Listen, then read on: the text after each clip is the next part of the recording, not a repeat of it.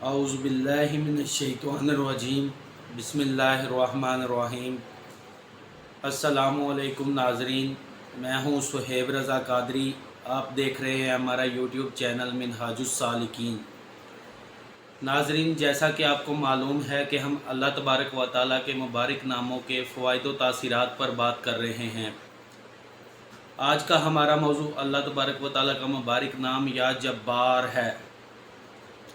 मौजू की तरफ बढ़ने से पहले आप हमारे चैनल को सब्सक्राइब करें और बेल आइकन के बटन को दबा दें ताकि आने वाली तमाम वीडियोस बआसानी आप तक पहुंच सकें।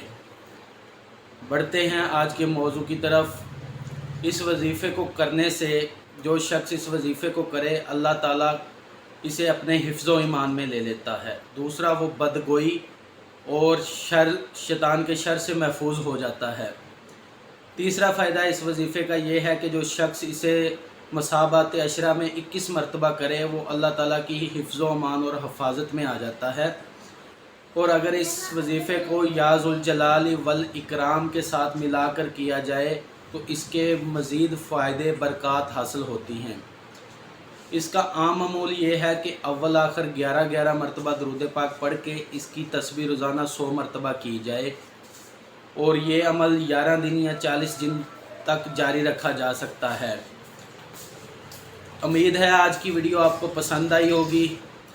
अगर आप इस वजीफ़े की मुकम्मल तफसीलात जानना चाहते हैं तो वीडियो के नीचे दिए गए लिंक पर क्लिक करें, आप इसकी मुकम्मल तफसीलात जान जाएंगे। मिलते हैं नेक्स्ट वीडियो के साथ। अल्लाह हाफिज़।